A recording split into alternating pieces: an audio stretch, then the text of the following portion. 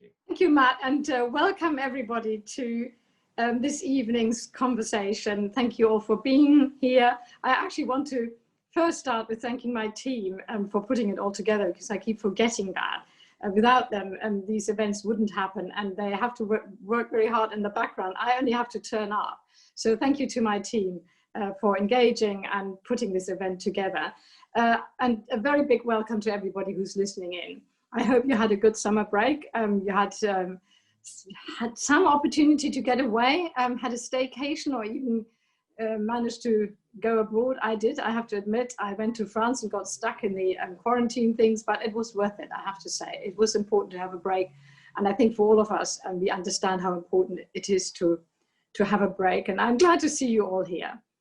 It's been 5 months since the lockdown, and it has had a very profound effect on the country, in fact, on the whole of the world, but also, of course, to our community here in Bath.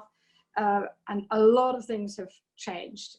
And we want to discuss today really what the impact of these changes have been for all of us, but particularly for those who have been struggling.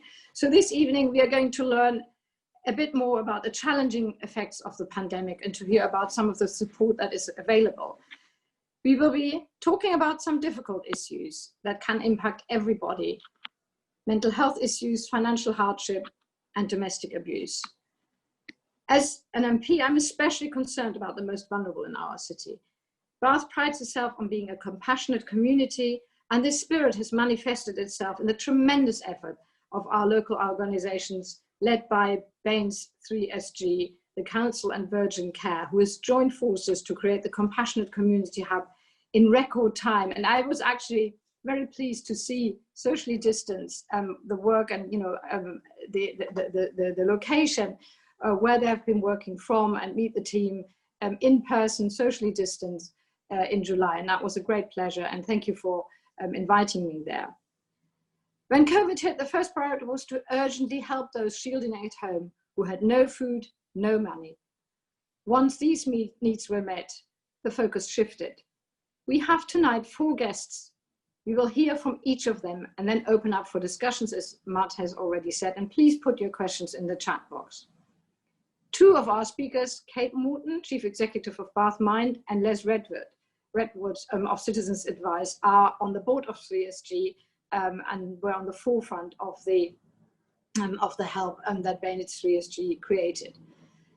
And we will hear from the ongoing tremendous work that they're doing. But we will also hear from Ursula Lindenberg, who's the Chief Executive of Voices. That is the Bath-based charity established by women who have experienced domestic abuse. And tragically, we know that incidences of domestic abuse have risen a lot during the pandemic. But first, we welcome our youngest guest speaker, Will Reed. He's a youth advisor for Boys in Mind, Girls Mind Too, a local youth-led organization with particular focus on boys and young men, which aims to challenge stigma around mental health and ultimately prevent suicide. Will, it's a great pleasure to see you here. Welcome. I'm really interested to hear from your perspective as a young person. People your age have been really had a very difficult time, particularly your education has been completely disrupted. You couldn't see your friends. I mean, you managed to get your A-levels, and well done, congratulations. I don't really want to sound too patronizing about this, but it is a great achievement to have achieved this incredibly important milestone for your life in these incredibly difficult times. So tell us a little bit about Boys in Mind and your work and the people who've got in touch with you and how you've been getting on since lockdown. Over to you, Will. No, thank you so much, Vera, for your congratulations of my A-levels too. I was one of the lucky ones that actually did get my grades, so I'm quite pleased about that, to say the least. First of all, I'd just like to thank you for including the voice of young people in this conversation. All too often, our voice is actually left out of the conversation, even when these discussions might be about the kind of the things that we are actually going through. So honestly, thank you so much for the opportunity to speak on behalf of the young people. I can't really water it down that COVID has been a difficult time for many young people and their own mental health.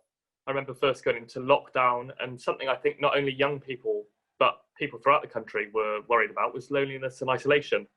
For me personally, reaching out to those who I knew may have felt lonely felt so important, and I found myself sort of FaceTiming and speaking to friends and family just to kind of stay connected.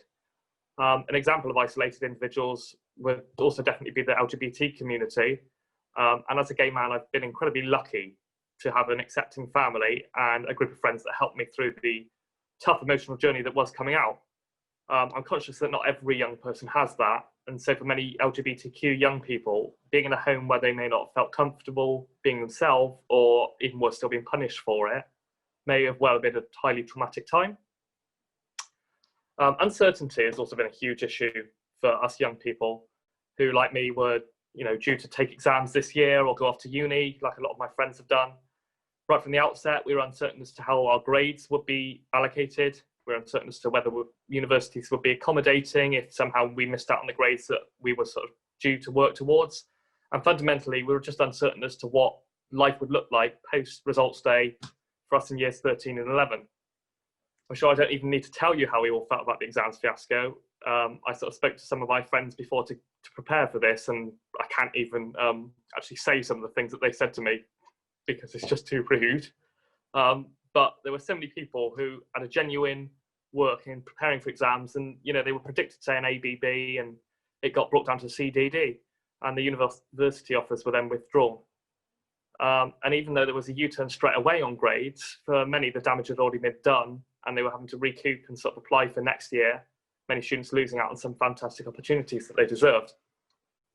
This uncertainty is not just for the ones in exam years. I'm really worried for those in year 12s and year 10 next year who've missed out on 5 months of their education and are just expected to somehow be completely like they've picked up the content like it's normal circumstances, even though it's in the midst of a pandemic. Despite the negatives that we've seen for young people's mental health, COVID really gave a time to sort of pause and just to reflect.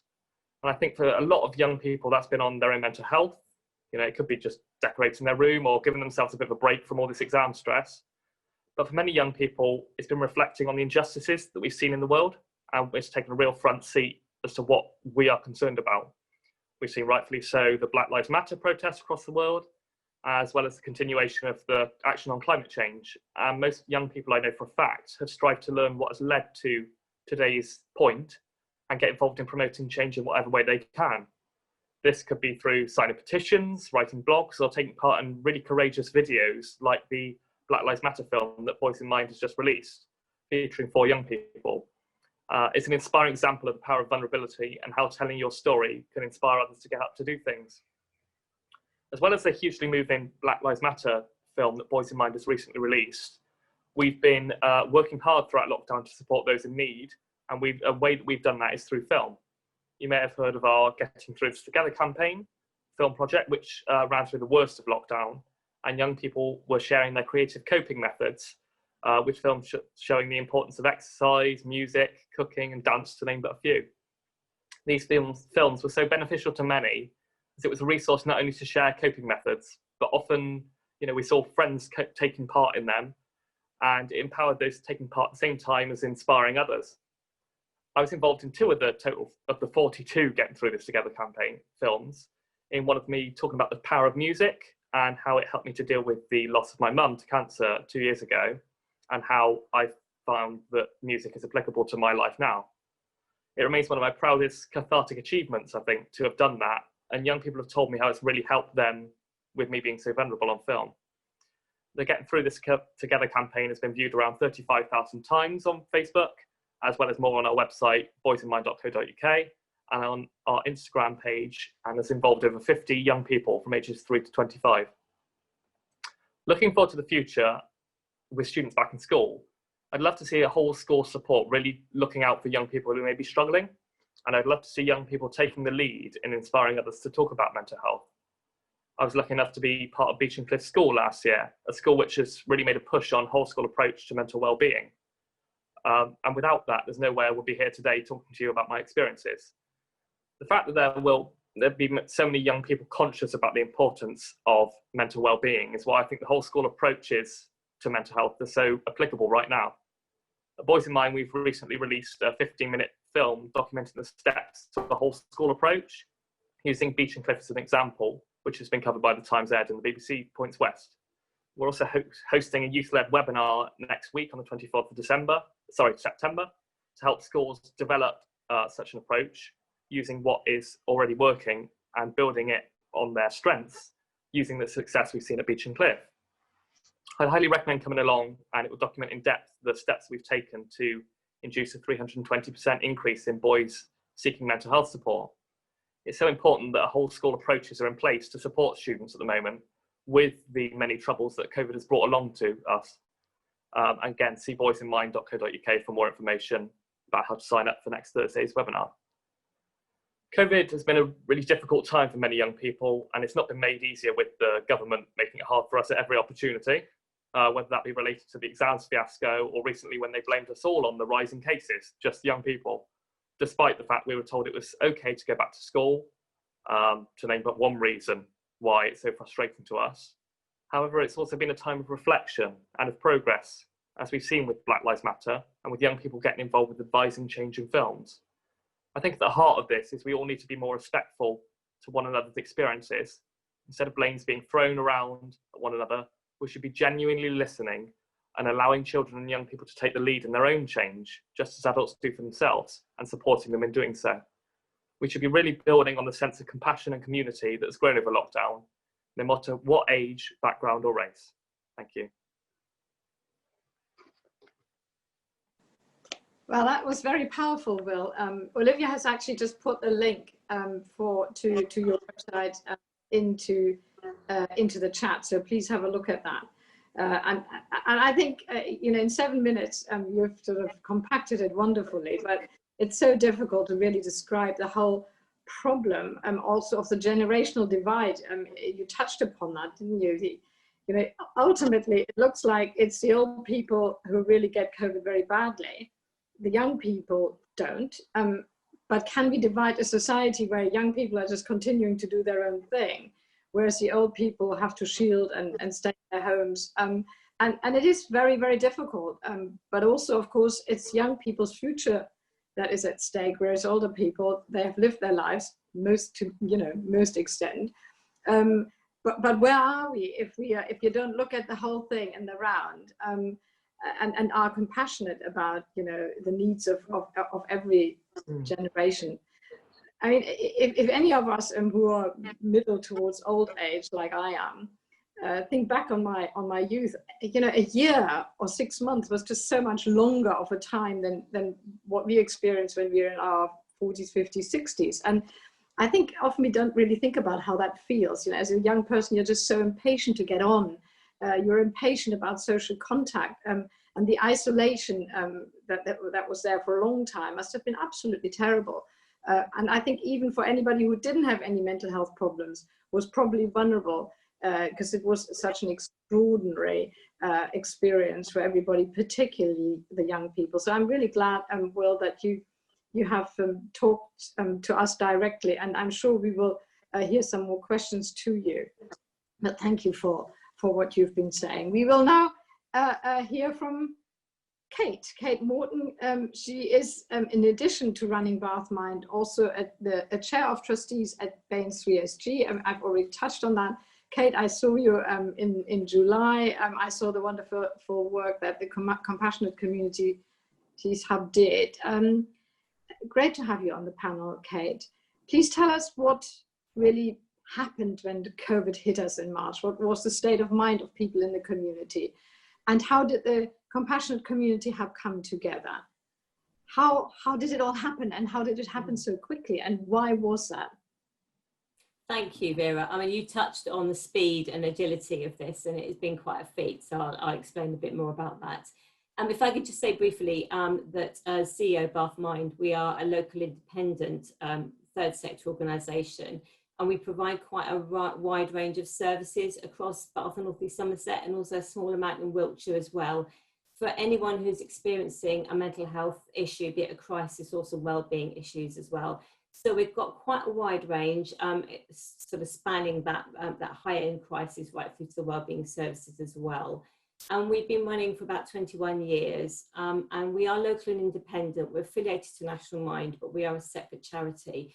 And I say that because we're very proud of that localness, if you like, the connectivity and the context that we can work in terms of the community that we serve.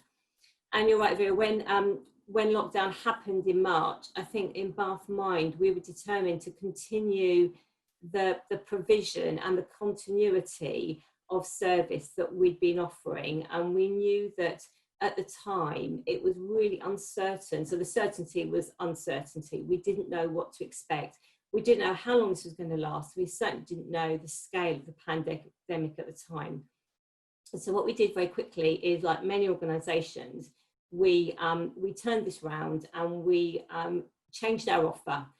And although we've got quite a lot of face-to-face services still running, we offered lots of online services. So we did a digital alternative, if you like. And we also had a lot of phone support as well. And it was really important that we carried on with that connectivity. I think Will touched on the issue around isolation, and that spans across the generations. The biggest issue that we were seeing, and we received a 100% increase in our calls, was that isolation and that anxiety of the unknown, and people just feeling really disengaged, people really scared to go out and connect with the communities.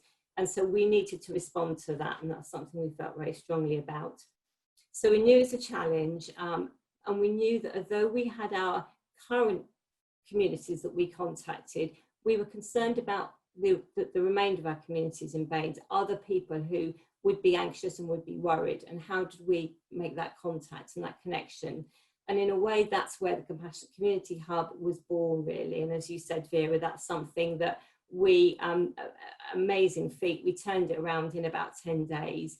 And it was really a collaborative event, a collaborative effort rather, of a number of very determined and passionate individuals and organisations, and that's Virgin Care, our health and social care providers in the community, BANES Council, 3SG, as you mentioned, and they are an infrastructure organisation giving a voice to third sector organisations, and a number of third sector organisations such as Bath Mind, Systems Advice, DHI and Curo. And we came together, and as you say, in about 10 days, we created this hub. And it's the golden thread of compassionate community. It's about what can we do, what vehicle do we need to create to offer that holistic wraparound sort of care and service for people. Really, really important at this time, and I think going forward as well.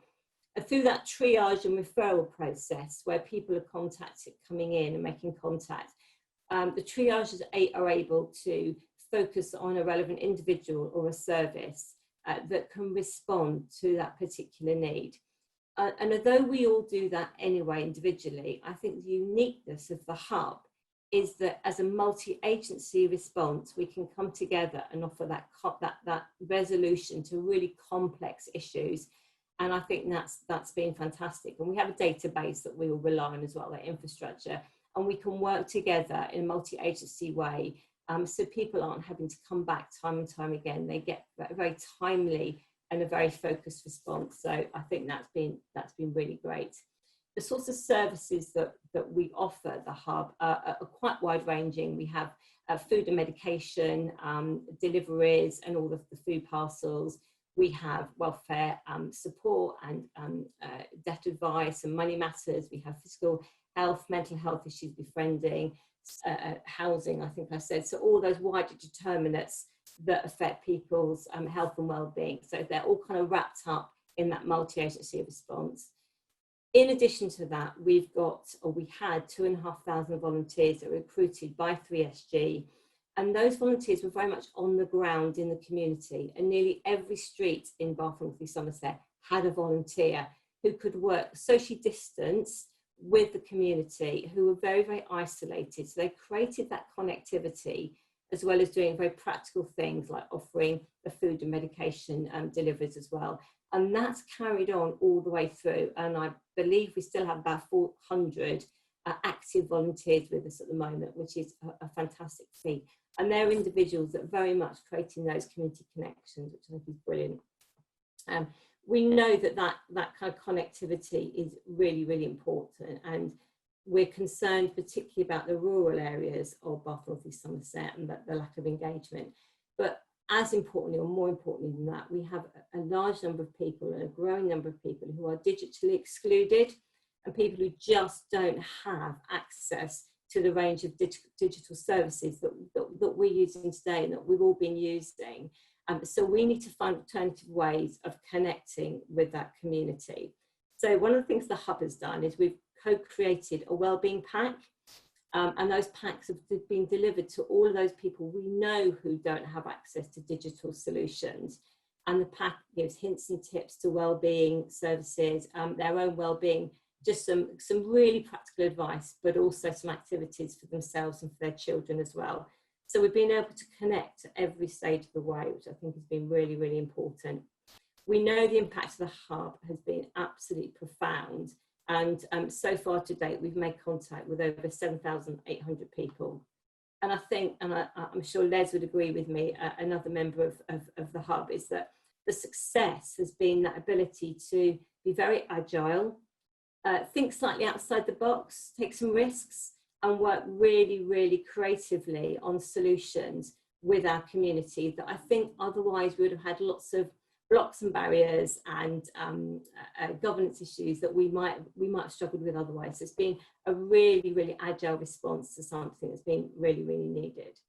And I think we know that it's been really, really challenging for our communities, and the impact of the pandemic on certainly mental health has just been unprecedented, and that we see will only grow. We don't see any let up at the moment, and I think we really have to address these issues and address them quickly. We've not only got the impact for people on COVID itself, but it's also those wider determinants issues that we're really concerned about. So if it's loss of employment, if it's money matters and debt, it's relationship breakdown, it's not being able to connect with our loved ones and having those meaningful relationships. And I think we know that our personal coping mechanisms have been compromised, and that's something that we've got to, I think, really rectify and really address that. And I think we don't know what normal looks like and what is the new normal. So I think we all have to go forward doing things very, very differently. And I think it's really important that we develop our own resilience, but also we have better community connectivity and connections as well. Thank you so much, Kate. I think there's so many negative sides of the crisis, but when I came and visited you, you always wanted to also point out about the positive things, and that was the collaborative working that you mentioned. Yeah, absolutely. And you said it was something that we always wanted to do anyway. Yeah, absolutely. But it was COVID that made it happen, and sometimes you need a bit of a shock reaction. I mean, it's obviously a very cruel bit of shock reaction, but it did bring about something that was also very positive. And I understand it's also something that you're going to take into the future, COVID or not, although you're probably going to live with COVID or some sort of, big mental health, big public health issues for a long time. So, these things are the positives. But on balance, the difficulties, I suspect, are much bigger than the positives. But it's always been really good to see that people have also made the most of what they could do and help each other. And we've heard so much about really the good side of people come out. Also, unfortunately, see now a lot of frustration, a lot of people who are incredibly angry. Now that people can go about a little bit more, we also see overreactions now of people who have been suffering that isolation, that cooped up feeling, who are going out and being actually not particularly nice. And that's all part of being human, isn't it? Yeah. How we cope with this together, especially if it's something that is still going to take a long time. I think the patience of people is also running out, and I think that again will probably also impact very much on young people. How patient are we going to be? to see this through if a vaccine is not going to be found for a long time. Yeah. But on the other end of the scale, because we don't want to be too gloomy, do we, is also to see the resourcefulness of people, and to see new ways of coping, and understanding a little bit more about ourselves. I certainly understood about myself, although I've got a very strong partnership with my husband, to see him day in, day out, and nobody else. My goodness, I thought that was hard, and I would have never expected that. But you've got to, you know, if you've got a varied life, you can go out, come back, blah blah. It's different if you see each other all the time, and I don't think any of us was really prepared to that thing. But even worse for people who are entirely isolated, who only saw their own four walls, and then didn't even have that digital connectivity. I mean, for me, being able to see people, at least see my family, was a lifeline. And if you don't have that, you know, how can we make sure going forward people learn to be digitally literate, but also how they get that connectivity? And those are practical things that we can provide and help people with, can't we? Absolutely, yeah. We come to Les. Les, good to see you too. Les, I have already briefly introduced you to you are also part of the Compassionate Community Hub. You're the Chief Executive of Citizens Advice. You used to work in Bath Bid. You were really in the middle of transforming this charity when COVID struck, Citizens Advice. So tell us what you and your team have seen in terms of the main issues being addressed. You know, what were the main problems, and how did you resolve them during COVID compared to when we weren't in COVID, what Citizens Advice normally does in normal times? Yes, thank you, Vera. And also, I'm sure it's the same for all of us, but thank you for your support, both in terms of supports of residents and supports of business and the city. You're a real champion for us, for Bath and North East Somerset, and all aspects. So it's, including obviously the charity element, but everything else you do. So thank you from all of us at the panel, to you and the team, Olivia and Matt and everybody else. We really appreciate you being there for us. So thank you. Just sort of turning to, yes, the journey. So as you know, I've been working in and around Bath over the last really 12 years or so. I was one of the founding directors of Bath Bid, as you said. Also worked with Visit Bath, worked across in Bristol, and worked more regionally as well at UE. And then more recently, yes, come to Citizens Advice. And Citizens Advice, we had a bit of a challenge with Citizens Advice because the organisation had got to a point where it was kind of, it needed to interact in a much better way with the key stakeholders around. And also it needed to tell its story in a much better way. You know, a lot of people didn't know we were a charity. A lot of people didn't know that, you know, they kind of assumed that we were just a government department. We've been around a long time, 80 years. You know, we've got 270 offices across the country. So that makes people think we're kind of some kind of government agency or a local authority funded charity. And none of those are true. Our main partner is, of course, B&NES, and we do get some national partnerships through the fact that we're a national organisation. But we are really very much like Kate at Bath Bind, very much an independent local charity that really is a champion of Bath and North East Somerset, but also needs to be sort of funded and supported by Bath and North East Somerset. So we had to tell that story in a better way, and we had to look at our team and our structure. There's the new strategy on the wall behind me there, to build our new 6-pillar strategy for our strong house of Citizens Advice B&NES that we were building. And 2 key planks of that strategy were around marketing communications, stakeholder engagement, and really behaving like a proper charity in terms of working with other charitable institutions and local charities, and also, you know, very much being a bigger part of the community in terms of events and in terms of partnerships and enhancing partnerships. So it's probably no surprise to you to see that obviously there's the link as well with me being a 3SG trustee, because as you can see, the sector is very important to all of us that are obviously on the board of 3SG. We are effectively the charities of charities, the charity of charities. And at the heart of that, it's actually championing the sector. And that's right from the smallest charities of you know, 1 or 2 people, right up to the biggest sort of more national ones. So you can obviously see how that fitted in with my strategy for citizens advice, to be engaging with the city in a better way, and also working with our local authority, our healthcare sector, and also working with other partners like the CCG, and partners perhaps that we were aware of, but we weren't sort of unlocking the value. So that work was continuing, and we were doing quite well with that. And then, funnily enough, this small pandemic hit, which sort of hit us all broadside, as you know. We operate across Bath, Midsummer, Morton, Keynsham, and Manvers Street as well in the one-stop shops. We had to withdraw those services. We kind of retreated to our service in Edgar Buildings. And then in Edgar Buildings, we had to kind of very quickly shut the whole office operation down and retreat to remote working, and have all of our 120 volunteers working remotely at their kitchen tables and offices, you know, in their home offices and so forth.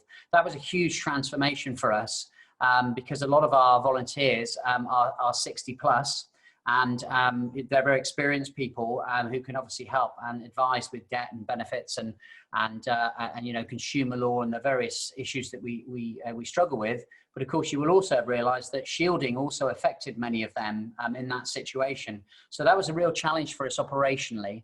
And in amongst all this, some of the conversations that we had been having, both with my 3SG hat on and also with my new strategy hat on, came to fruition, which was we were talking to B&NES, various B&NES officers and councillors, and also by default the CCG and Virgin Care as well, about a coordinated sort of health and social care hub that brought together the local authority, the healthcare sector, the health and social care sector, and the third sector in a much more efficient, productive and effective way of working. And we had an aspiration to have some kind of hub, but our idea was kind of, you know, quite ethereal, and it was something that we might be able to do in a sort of a year's time. And then all of a sudden, out of the blue, we got phone calls from sort of the champions in the different sector, Kate, me, and also B&NES, our B&NES colleagues, and you know, Virgin Care and the CCG stepped forward. A building became available, and very quickly we moved in. All the 10 different organisations turned up, slightly bleary-eyed in the eye of the storm, and we began putting together the hub, as obviously Kate has told you. From a citizens advice point of view, that enabled us to have another channel. What it meant was we were able to use the triage team to share out the hundreds of calls that were coming in for help. And we were doing our bit in terms of money matters and work support for people. But also it was a very efficient system. And of course, as Kate has said, we had the 2,000 community connectors as well, courtesy of 3SG, who were actually our eyes and ears, socially distant, of course, on the streets. So we were able to maintain our very on the street service and you know, and that face-to-face element through the operations in the hub. So that was a huge benefit for us. The issues we were facing were very much around, first of all, no food and no money. That's what we were dealing with. And so, you know, the B&NES emergency services were there delivering food parcels, shopping, supported, as we've said, by 3SG and also by Virgin Care operations as well. But we've moved now through the sort of 3 months of the real challenges into an area now which I call sort of pulling the onion back, really. We're now starting to get in through our activities within the hub, but also through our partnerships, our enhanced partnerships. Now, we already were working, for example, very closely with Bath Mind on a strategic partnership, but that's been very much enhanced by the challenges that have come forward now, where we're starting to get to the issues that actually were already there. You know, the poverty gap that we have in this city, the mental health challenges that we have. And it's really shone a floodlight on a lot of those problems. But actually now, taking the positives out of COVID, we've really been able to actually do something about those and work in genuine partnership to deliver services in a better way for residents and patients and clients all across B&NES.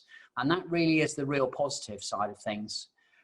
From a citizens advice point of view, what we're moving into now, just to sort of keep you updated in the kind of things that the hundreds of things, inquiries and so forth we're dealing with now, we've kind of shifted from a emergency kind of response to people needing money. A lot of people have got into the benefit system. There's now 3.5 million people now in the benefit system that weren't in there in April of last year. That's a huge amount to deal with across the country. There's a huge amount of mental health issues, as Kate has touched on, but also combined with that, we've got some real debt worries. Now, the debt situation has been quite subdued because of the ban on evictions and the housing, the restrictions of obviously actions of court actions and so forth. A lot of that comes out, it comes off in the next sort of week or so. We will see a large rise in debt issues. We are upstaffing here at Citizens Advice B&NES for a 60% increase potentially in debt inquiries for debt advice and debtor support. And then, of course, the other thing is, as we all know, is well trailed in the media, is around obviously people coming off a furlough and being made redundant and then needing to have help and support in terms of retraining, redevelopment of their skills, CV help and so forth. So we're also doing that in partnership with the Hub, also with B&NES and Future Bright, and with WECA as well. There's some WECA elements into that which are coming in through the Hub as well. So again, we're trying to bring in new partnerships on a regional level, on a local level, to give a far better service for residents, patients and clients all across the unitary authority. Thank you, Les. I mean, the things that you're pointing out is after all that, yes, you had to move to remote working a lot, and some of that was easy and some of it wasn't at all. But the strength of the Hub, and I saw it, you're located in Peasdown, is after all that all these organizations are under one roof together, and you do actually have that physical contact. And I think the challenge is, as much as we see some advantages of Zoom, because we can get many people in a room and they don't have to travel, and they don't have to travel long distances, and sometime in the evening it's quite nice not to have to go out again, you just go onto your Zoom call. Long-term working relationships probably need a physical contact. You can actually just hop across a desk and say, well, can you do this? And in fact, my own staff in Parliament, they wanted to come back after a while. For a while, people thought it was quite fun to be at home and, you know, go from your bed to your desk within 2 seconds. But actually, it's a big challenge too. And going forward, probably ideally one would have a mixture. But where people couldn't have that luxury of also being, you know, physically together, it's been and continues to be a massive challenge. But then you also mentioned particularly what concerns me is the millions of people who are going on universal credit, and we all know that universal credit is a shambolic bit of money. You know, it's a little bit under £5,000 a year, which amounts to less than, or around £90 a week. Now, you know, who can live off that? And I mean, I've been campaigning in government to say, are you really saying lots of people who by no fault of their own have fallen into unemployment should suddenly live on £90 a year and a week? And a lot of people who have been earning a lot more suddenly find themselves in this situation where the only option for them is to go on universal credit, which for a lot of, you know, middle-class people is totally and utterly unacceptable. I mean, maybe again, this crisis helps us to raise awareness of what we have thought that people can live off who go on universal credit, because that seemed to be always, oh God, yeah, the slightly unlucky people, it wasn't their own fault type of thing. And in fact, as a society, I think we need to understand that anybody could find themselves in that situation, and the level of universal credit is just simply not enough.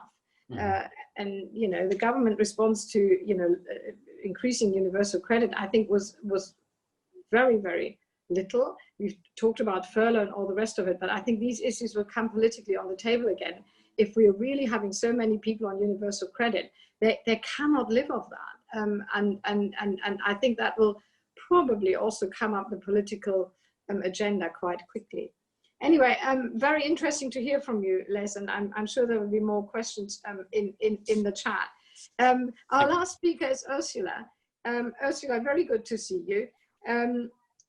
the work that you and your colleagues at Voices do is so very important. And unfortunately, we also know that one of the big worries during lockdown has been domestic abuse, and domestic violence is on the increase. And it's always something that grows particularly in the shadows, and is away from people's sight. So tell us a little bit about your work, how you support women who are dealing with domestic abuse. Tell us about the impact of lockdown. And how did you continue your support when face-to-face contact wasn't possible, which is often one of the most vital things? So over to you, Ursula. Thanks very much, Vera. I'm delighted to be here with the rest of the panel. So yes, I'll try a brief overview of how we started and what we do, and also how lockdown has particularly affected us and our clients. So Voices was founded by a group of us in Bath who had lived experience of domestic abuse. It's a relatively young charity formed in 2014. And we work with people from across the county, from a base in Bath. We provide essentially a holistic service to accompany people at any stage on their journey. So people may come to us with first questions, or they might be coming to us to ask for help in recovery, maybe even years after their experiences.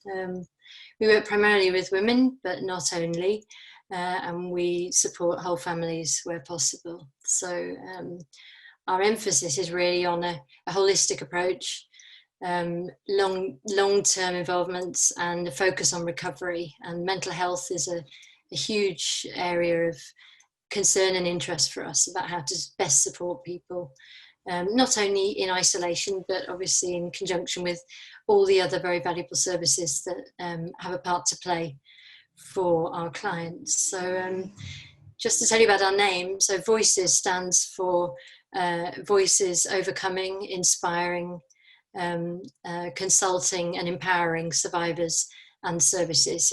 It's a very long name when you read it out, but it's just to explain that the purpose is a dual one, really, that it was about providing a direct support and a local service to local people, and also to gather learning from those experiences which so often go under the radar, and to be able to support other organisations or professionals to better support people who come to them where domestic abuse is an issue. So we are to some extent necessarily under the radar, so it's very, very nice to have an opportunity to speak a bit more in the community setting like this about our work, but we have an ambition always to be accessible. So we have the opportunity for anyone to self-refer or to contact us with questions not only about individuals they have concerns about or themselves, but family members and friends and so on, and professionals coming to us also with queries about aspects that affect their work. So domestic abuse, like COVID, is obviously a huge public health concern which touches on all areas of life and work, and affects people of all ages. I'm really so pleased to be here with a younger voice as well, because young people are very much affected by this, not only as witnesses but also as victims in their own right. And we know that the new domestic abuse bill will recognise that, which is a very important step forwards. If you had to describe domestic abuse, and particularly the coercive control aspects of living in an abusive relationship, and this is something obviously which can be invisible to the outside world, lockdown would be a very good word to use. So I think people affected by abusive control at home we're already facing the kinds of limits that many of us have had to encounter all of a sudden since March. So that might be control over where one can travel, who one can see, whether one can work or not, whether one has access to healthcare, and so on. Women have reported abusive partners just saying that lockdown only ends when I say it ends. So even in lockdown, there's sometimes an additional level of control, which we need to be aware of when supporting people, and that can extend to whether they are able to ever leave the most severe forms of lockdown, where we weren't meant to be leaving the home at all, except for an hour's exercise. So because people we support have experienced some of those conditions over a long period of time, we're looking often at the long-term impacts of stress and other aspects of what they've been through. So I think one of the things that we can contribute also in a wider setting is certain insights into the impacts on mental health of some of these current experiences. And to some extent, that is in a strange way, something which has benefited some people who have lived with domestic abuse to feel more integrated and more connected through this time, in the sense that everybody is facing isolation. There's a sense of openness in the community, and we've all learned how interconnected and interdependent we are. Obviously, at the same time, women are disproportionately affected by a whole range of issues. So by domestic abuse in its high-risk forms, so over 90% of high-risk referrals in B&NES are for women. They're disproportionately affected by austerity, and obviously over time that has had an impact on their situations, by the gender pay gap and structural inequalities. And domestic abuse victims and survivors in this period have faced multiple impacts of lockdown, because many of them have found their network of support organisations falling away simultaneously. So that might be mental health support for adults and children. It could be the school involvement in a family's life. So obviously there's a great concern about the inability of schools over these many months to have had any insight into what's happening in a family, and making referrals where necessary into social care, for example. People have faced also additional stresses and strains during lockdown, because if they are, for example, going through the family court system, there are many cases where stalking and harassment or by ex-partners has increased, or people have been threatened with being brought back to court over child contact arrangements, and simply the stress of having to move children between households in a situation where there is obviously for everyone a health concern about doing so. So navigating all those complex issues during this time is certainly has been very complex and very challenging for people. And one thing I will say about our clients, and I would say anyone in those situations, is people show enormous resilience. And I think we've probably seen that across the community through this time, as much as this has been a very difficult phase. As Vera said, we should also focus on the enormous resilience of individuals and communities in working together on these challenges. So what we've done during lockdown is, first of all, we're a small charity, so that has advantages and disadvantages. We're able to be fairly flexible in many ways, and we offer a tailored service. But obviously this is a huge change for us and for our entire sector and all the organisations supporting people where safeguarding and risk is also a factor. But we made a move to remote working relatively quickly and supported all our clients individually. So where we would normally have done quite a lot of group work, we have worked one-to-one also with those clients where possible. And we've provided practical and emotional support. We have provided items which people might need. So sometimes very simple and practical forms of help: children's school clothes, laptops and iPads for children in homeschooling situations. Working obviously with other partners in the community. And we had already before the pandemic established a hardship fund, partly because of the acknowledging that our clients are disproportionately affected by things like the benefit squeeze and many other factors. realised that we would need to provide a source of rapid, effective support to our clients at critical moments. So we do have a hardship fund which has proven incredibly useful at this time. But alongside that one-to-one support, we have also piloted a social group, so an evening cafe to provide people with a means to combat social isolation. And we are just about to go back to some face-to-face group work with the proviso that that's safe to do so, obviously, and with many safeguards in place.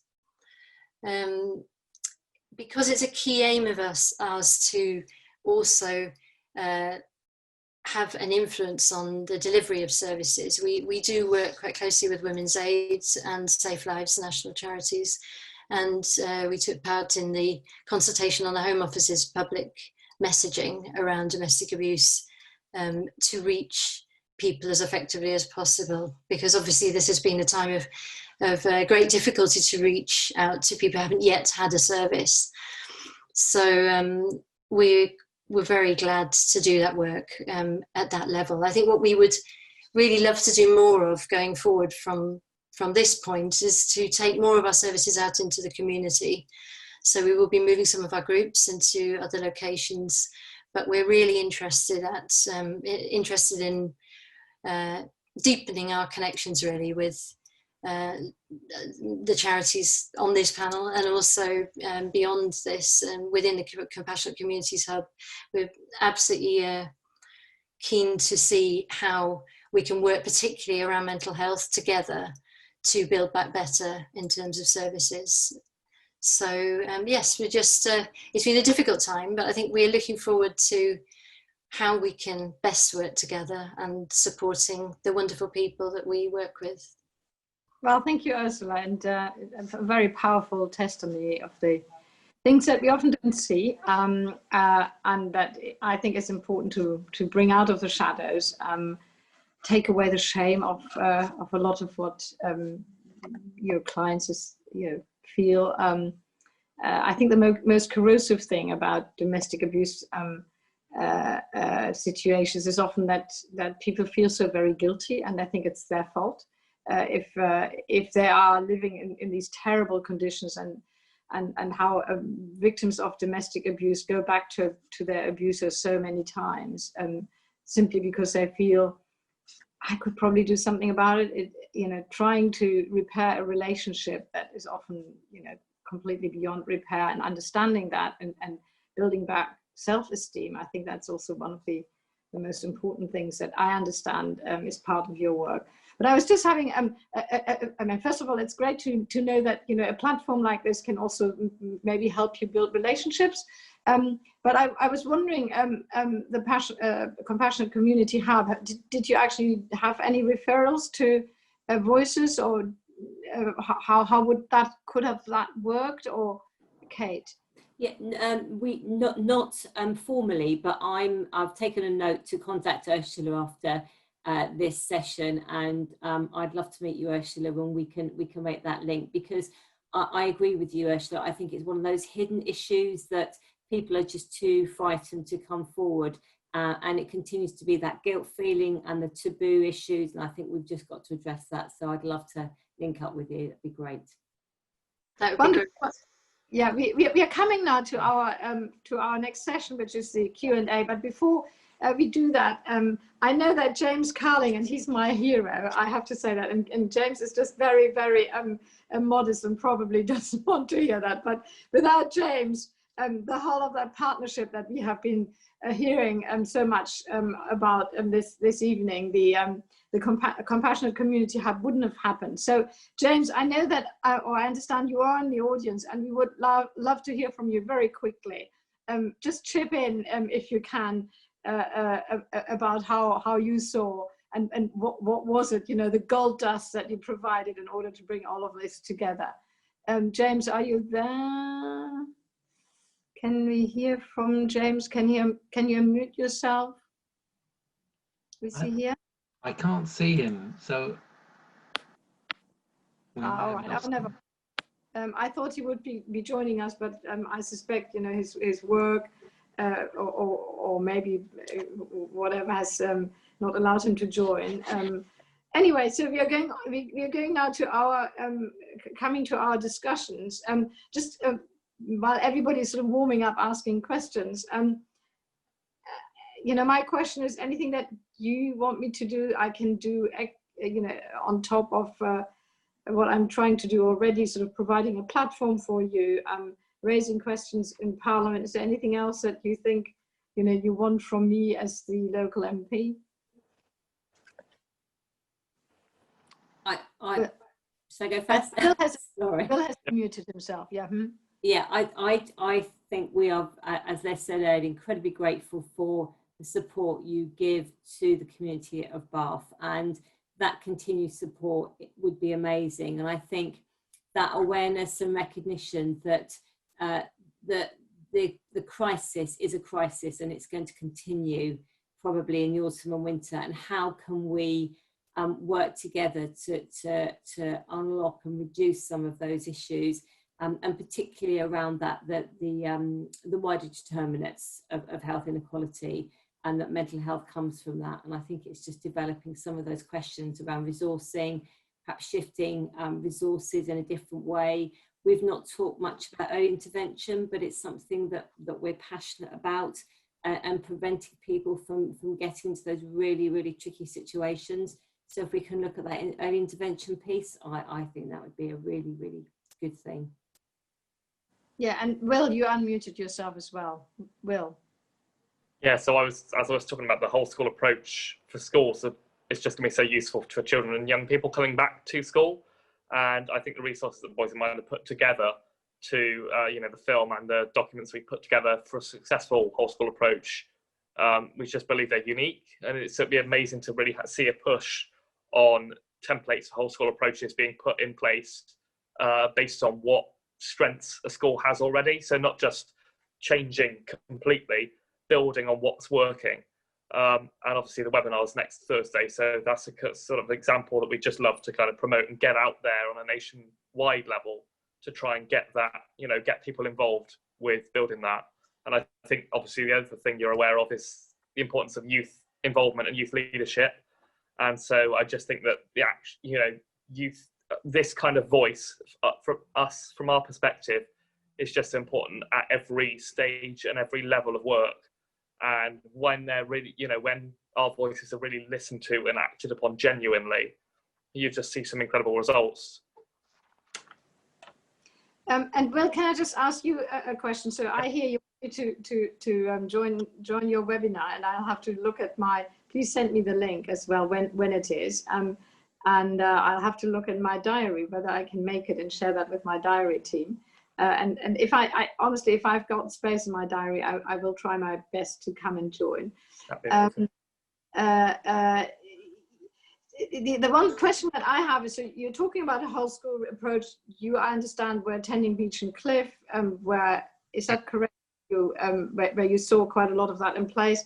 What's your with other schools? So we've got other great schools in B&NES. Have you been talking to other secondary schools around this issue, or is your knowledge mainly around that, or what's the network that you've been able to create? So Boys in Mind has got 14 lead schools, 4 which are secondary and 10 which are primary. So we've been developing and really seeing the kind of the strengths that each one has got. And I suppose the one that we've been really making progress with at the moment, or really been documenting, is Beech and Cliff's journey, because just the sheer push and involvement from management and just the progress that we've seen at Beech and Cliff, we just think is applicable to other places. So we do work with other places, and that's what we're doing. We're sharing this sort of template and this kind of idea as to what's working in your own school with all of these. And we're hoping that you know, people can come along to the webinar and actually sort of see what to develop in their school to get even more towards a successful approach, I suppose. Right, so Beech and Cliff leading the way on this one. You're telling me. Well done, and thank you for sharing that as well. But hopefully, all Bath schools will will sort of adopt a similar approach, or at least sort of look into what is possible. And of course, we don't hear from other schools. Maybe they would say, "Oh, we're doing this too." I'm a trustee of the Palladian Trust, which includes the Ralph Allen School, and this is an excellent school too. In fact, in Bath, we are very, very fortunate of having some fantastic schools.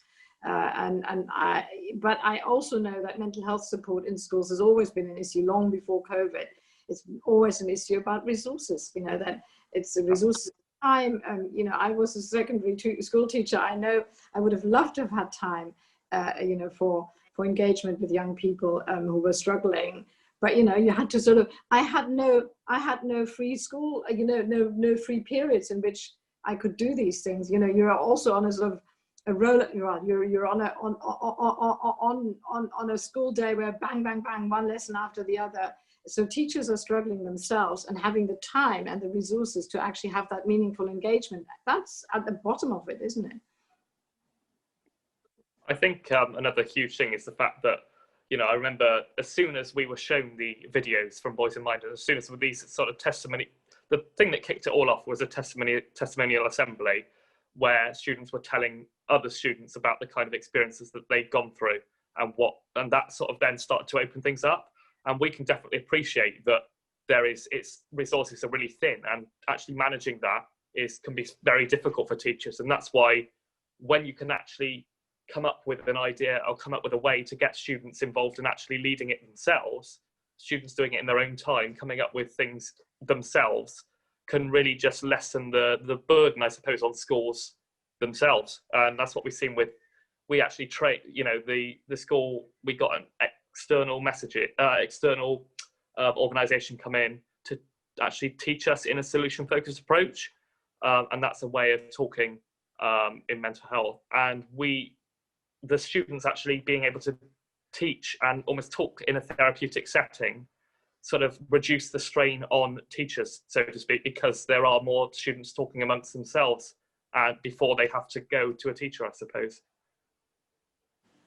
Thank you, Will. I'm now opening up the discussion for the whole audience here, and Matt is going to lead on that. So I'm going to mute myself, and I hand over to Matt. Okay, thank you very much, Vera. I had a number of questions sent to me privately as it was ongoing. Kate, you mentioned the anxiety older people were feeling about going out. So how important has it been to make going out safe in terms of shops and pavements and things like that?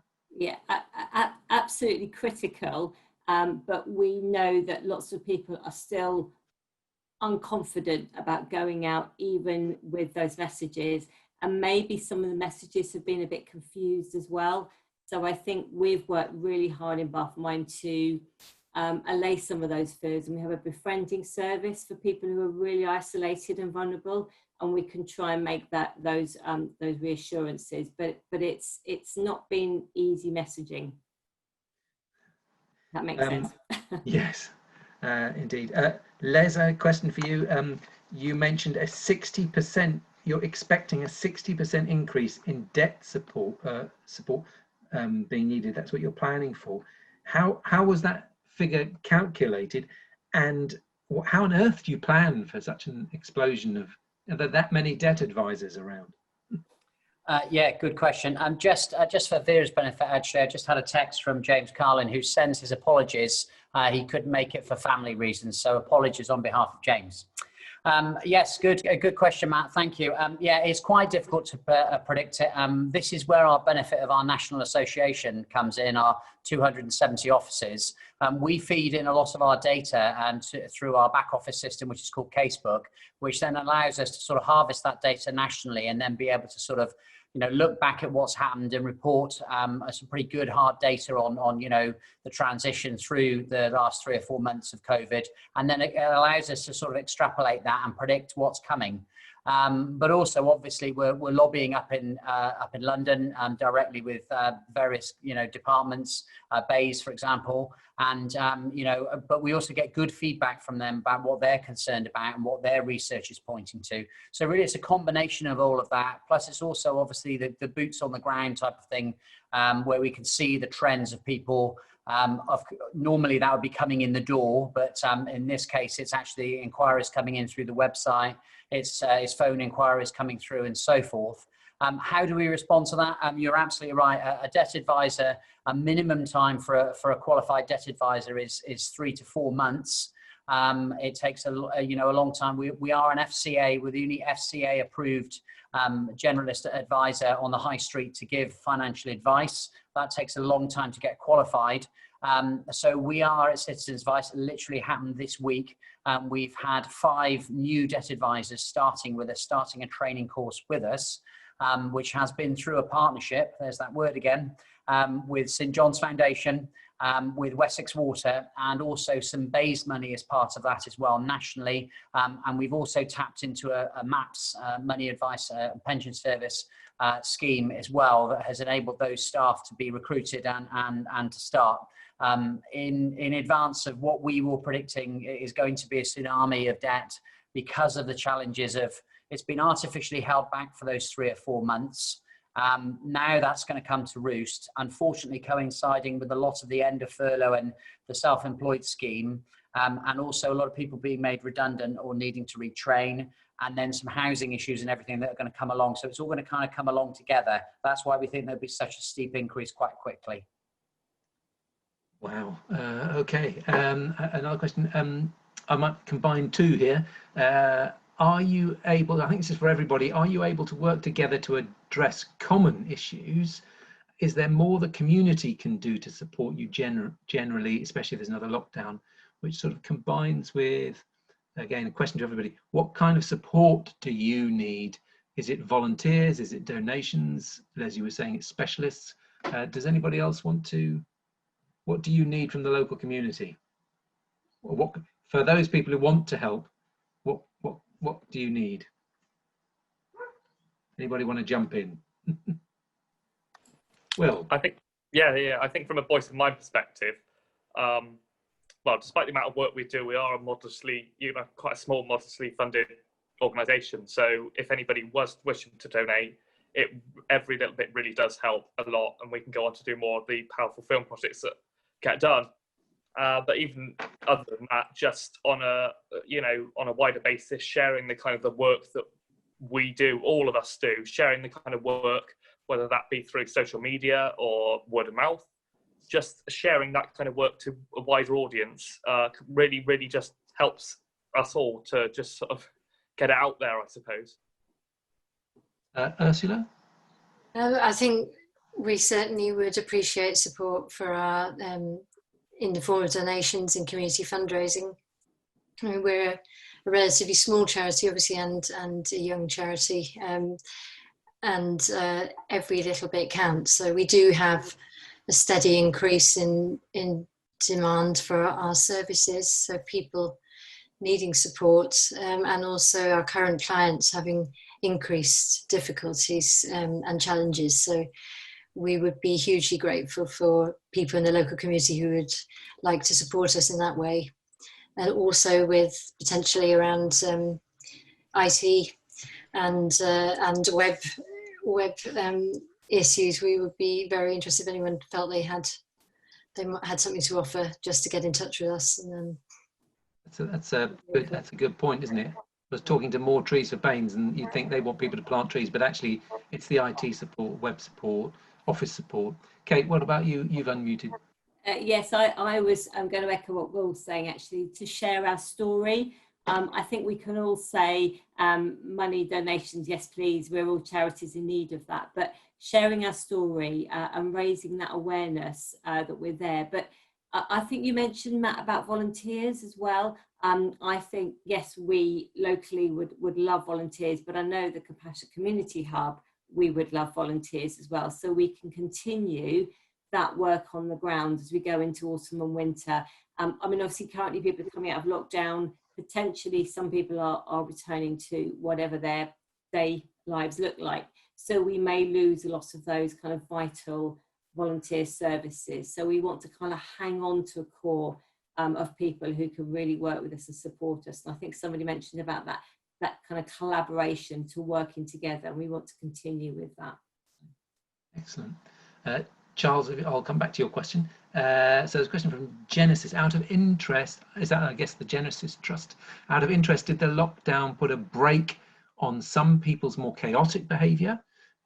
Perhaps if they restricted their interactions with friends and acquaintances. No. You're already shaking your head. I am. We saw a massive increase in a Mental Health Act sectioning. I won't bore you with that detail. We'll be here all night. But no, we saw a huge increase in people's chaotic behaviour, because there were the people who didn't engage and didn't really want to follow rules. Where it was exacerbated by needing to be locked down. It was almost like a kind of pressure cooker effect. I describe it as Christmas Day. Not great for everybody. Is that true for some of the other organisations? Yeah, I think I'd sort of add to that with Kate. I think the point is that it kind of drove a lot of things underground, like we've talked about.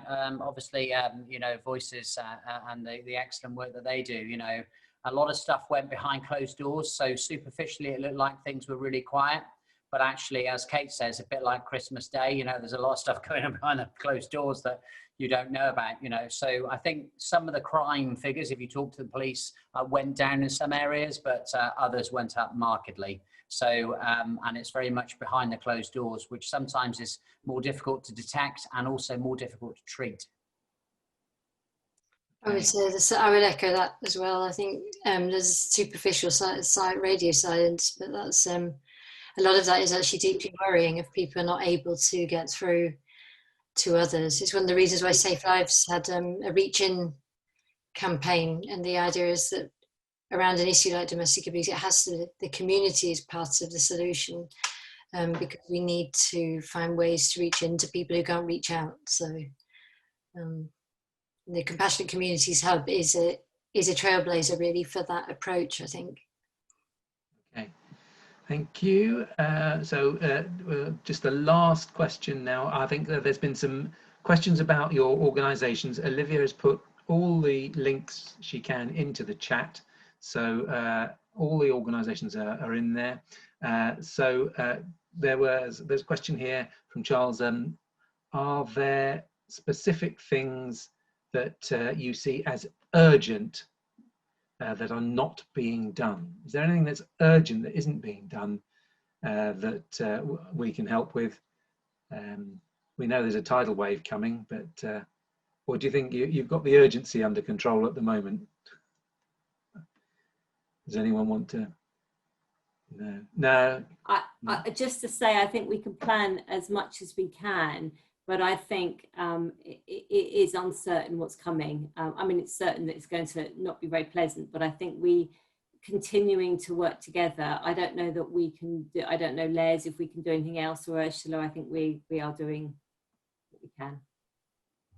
Yeah, I echo that, Kate, absolutely. I think the positive thing that I've really taken from this has been the value of partnership working, and it's not just talking partnerships, it's actually getting the right people around the table, and then actually about service delivery. It's actually about making things happen, and that's the real difference with the hub. We all turned up there with the attitude that we wanted to help. We wanted to help get food parcels out. We wanted to help give the right advice to people. We wanted to help with mental health issues. You know, DHI were there, wanted to help, you know, with the housing issues and also the dependency issues as well. And that has now morphed into a longer term help support network, which we're hoping to use as a hub and spoke network, which we can then plug other organisations into as a whole support network in the longer term. So the hub is definitely going to be a longer term project, there's no doubt about that. And we have to thank the CCG, Virgin Care and BANES for their vision on that, because we've been saying it's sort of in the third sector for quite a long time, but actually it's taken the visionary work of all of the partners to make it happen. And one other thing I would say is the hub, our hub is actually quite unique in the country, where we've been able to get those three sectors really working together. There's lots of examples of local authorities working with charities and third sectors, but what we've been able to do in BANES is plug in the support with Virgin Care and also from the CCG, and that is very, very unique, and we should be very proud of what we've all done. So yeah. Okay, thank you all very much. And Olivia's just put our office email address, which is office@verahobhouse.co.uk. we get hundreds of contacts a month, and we are passing those on to all the things. So I will now hand back over to Vera. Thank you. Well, I mean, we've got another 15 minutes, but of course, you know, that's the official end of our conversation. But there are members in the audience. I mean, I encourage you to sort of maybe contribute, even if it's not a question, but put what you have to say into the chat. And Matt, don't go away. So, you know, I really would like to have as lively a conversation about this very important issue as possible. I mean, my main thing is really in an unprecedented situation like this, but also in normal life, we don't know what we don't know. So are you actually confident you can reach all the people that need help, or have you got a sort of simmering suspicion that there are lots of people who actually suffer you know, in silence, don't really know where to go? Have we got any evidence, you know, that people are still not knowing where to go? Is there more we can do in order to promote the access to support? What would you say?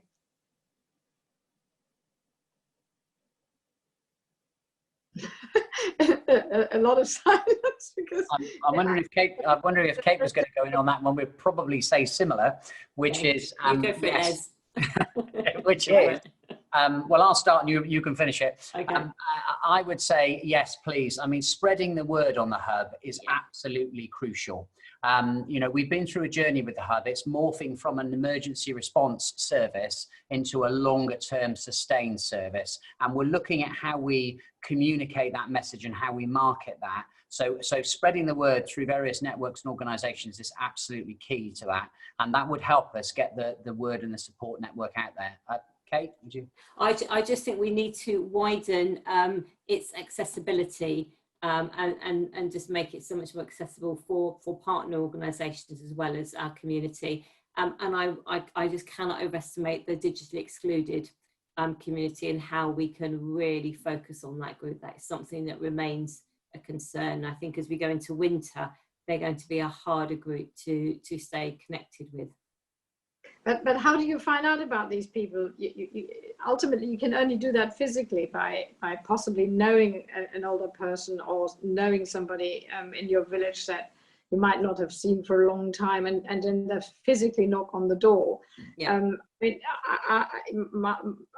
I'm part of Bath Abbey, and the Abbey has set up quite quickly a coffee morning. So they have their service, and then after the service there's a coffee morning, and it was a very large number of people. In fact, it's a smaller group now because quite a lot of people can go back physically into a church. I saw quite an alarming statistics there that church going is apparently quite COVID spreading. So I don't know how long places of worship can continue to do this, but you know, it's very important that places of worship can provide that support and spiritual comfort as well. Yeah. But what I heard in the Bath Abbey chat a lot is that particularly older people will, you know, it's also sort of understanding the other side of the age spectrum. They're starting to feel more and more institutionalized. You know, they just don't go out anymore, and you know, they get basically everything online if they're not digitally excluded. And how do we encourage people to overcome their fear of going out again? Because we all know we need to go out. We've just been talking about this too. For your own mental health, you know, not being in your own space all the time is very important. So, you know, this sort of barrier that we've now created, people feel very, very anxious about going outside. You know, is there something we can do in order to make sure that some people don't get completely institutionalized? Yeah. I'm looking about, so I think we need to physically check on people where we can, social distance, obviously, using the volunteer teams and using our befrienders. And I think peer support is really vital for people to send the message that it's okay, it's safe, and providing you're following the right guidelines, then going out is really, really important for your physical and mental health. So we've done a bit of that, but I think we need to do a lot more. Will, do you find the same about young people, that they're getting increasingly, well, what somebody described, institutionalized? Yeah, it can be difficult because, you know, through lockdown, all this kind of, it's just sort of turned to online kind of ways of contacting people. Like I said, FaceTime and all that kind of stuff has just kind of taken the front seat. But actually coming back out to sort of, you know, changing back to what would be normal life and going back out and that kind of thing, it can be quite difficult. And it's just, I suppose the thing that I've personally done is, you know, I was anxious about going back out, and I've just kind of built up to it. I suppose that's the only thing that I could do.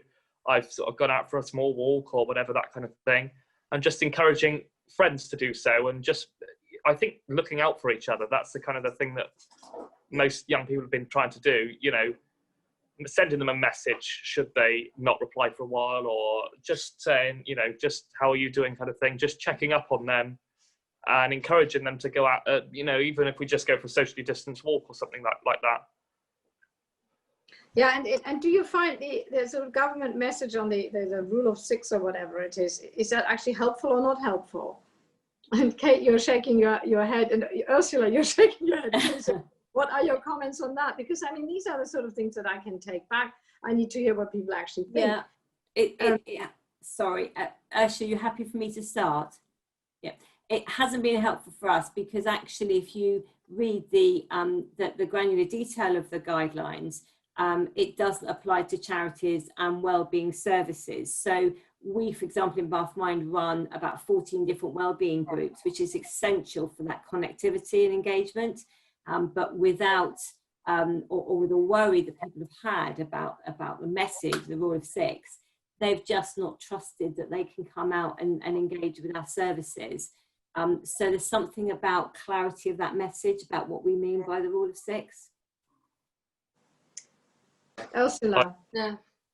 Yeah, we've seen people, their anxiety levels going really, you know, going through the roof in a way, because just any lack of clarity or lack of certainty, people are already dealing with so many uncertainties. I think that additional one of a too complex, too unclear message is very hard to handle. I think that very first set of, you know, the very first communication that was very clear gave, to some extent, at least our clients feedback that gave them a feeling of security. It was sort of the opposite way around. I realise it gets difficult because we have to gradually let go of some of that to almost pilot stepping out and seeing what's doable on a personal level and health-wise.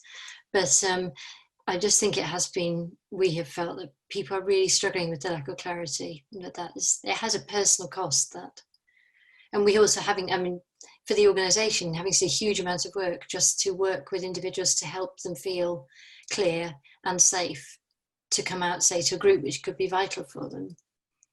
Will, you were also unmuting yourself?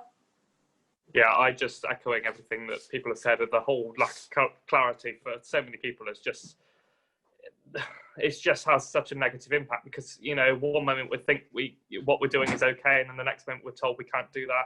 And then you know, you have to look in you know, really look to find exactly if you're allowed to do that kind of thing. And I think just if we were to have some kind of just set guideline as to what we can do, you know, it was really out in clear, that would just, it would help so many people's, it would help so many people's mental health, because we'd just be a bit more certain. And the whole feeling of uncertainty that we're getting at the moment is just adding and adding to all this anxiety. Yeah, I mean, I have some, I've got some sympathy with the government, as you've been mentioning. Okay, the first reaction was incredibly draconian, and if you think about our civil liberties, everything has been taken away from what you could do. You just had to stay at home. Now, you know, in terms of economic recovery, and Les, I'm sure you'll want to chip in here. You know, if we want to actually continue to have a working population, at some point, you know, you can do so many things remotely and online, but we've already talked about the difficulties of doing everything online. So people have to at some point go physically back to work, or physically back to school, or physically back to university. So how do you actually manage that balance? I think it's very difficult. And you know, I don't know whether I could find a better or clearer message. I think in terms of politics, possibly politicians haven't helped either, because of course we tried to get the government, so you've been absolutely awful. And I'd say definitely around the schools result, and that was a just terrible way of dealing with the situation. And clearly the government had different advice. But you know, how you deal with the uncertainty, I mean, do we think that government could actually be much more predicting what's happening next? Because I think we can see a steep increase in the number of cases again, but clearly we know more about how the virus behaves. So should we have separate messages for young people compared to older people? Would that help, or would that be more confusing? Clearly the virus is very dangerous for older people. I heard this sort of staggering statistic: every 6 years you increase your ability to you know, get seriously ill or die from COVID. So because it's exponential, you know, I think my danger of dying from COVID is about 500. I'm not good at math here, but you know, is about 500 times higher than yours will. So I'm clearly much more vulnerable than you.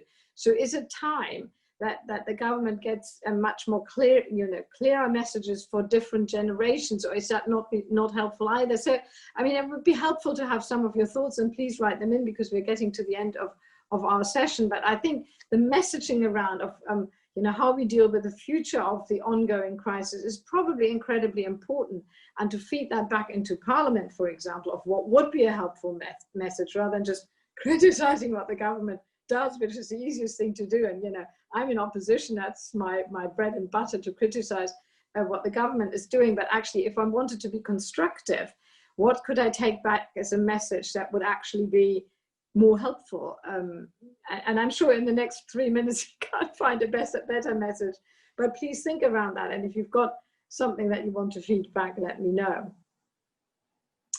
I want to give a last opportunity to my panelists to have a last word about you know, how they see the future. And so I give over to you, but I want to thank everybody who has been on the call and on tonight's conversation for participating. Like always, I thought it was absolutely fascinating. But over to you, the panelists, maybe again in reverse order of how you've spoken when you started. So Ursula, I start with you. I think I would just say that you know, domestic abuse is a whole society issue, and I think it fits very much into the subject today, really, of looking at things as a whole society and bringing everyone's strengths together. So as Will said about building on the strengths of pupils at school, which I think is absolutely brilliant approach, to dealing with the lack of resources, which we're obviously all facing. And our sector is very much under-resourced, but again, just taking that strengths-based approach and a whole society approach is the way forward for all of us. Thank you. Thank you. Les. Yes, thanks, Vera. Thanks to the team as well. Yeah, in summary, I would say, you know, I think the solution to all of this in the end is going to be a blend. It's going to be a blend of what we have learned. We've been able to move on from the way we were, but let's not chuck the baby out with the bathwater. Let's take some of the good things that have worked previously and not use COVID as an excuse to chuck everything out because that was all so bad, because it wasn't. There were really good things that we were doing really well. So let's take those. Let's take the lessons learned from COVID, blend them together, and actually provide a far better solution for all of us. You know, into the future, because we will move on past this. It will become history, but let's use it as an opportunity to take those positives along with the positives we previously had, and let's not just trash everything from the past because we think, well, now we're in a so much better way of working. The answer's a blend. Thank you. Kate. The answer's a blend. I like that. That's good. I think that we are in a mental health crisis. I don't want to be dramatic, but I think we need to think about what the next 6 months is going to look like. And we need to, part of that learning is we need to continue to work collaboratively, work together. And I agree with Ursula and Will, that it's that system response that we need to put in place. And I think answering perhaps that question earlier, Vera, about the message from the government, I think we do need to bring people back to engage with each other and find a way of doing that, because one of the greatest killers will be loneliness and isolation, not just COVID-19. And I think we need to really step up now and start thinking about how we can respond and provide solutions for that isolating nature that this is created. And last but not least, Will. Yeah, I think I'm echoing exactly what everybody else has said. You know, less said about a blend. I think honestly, it could be so easy just to sort of start anew and start fresh and think, well, we'll just do whatever, you know, is going to get us through. But working what we've got already that's in place, that's working, and that we're seeing as is successful, is going to be so important for moving forward in the future. Because as Kate is saying, it is, you know, it is going to be difficult, and we need everything that we can have to kind of move forward. You know, whatever that be, in whatever situation, just, you know, yeah, I think just we need to work on our strengths and keep building on that. Thank you so much for you know, the cautious but cautiously optimistic voices as well. We do have a lot of resilience as human beings.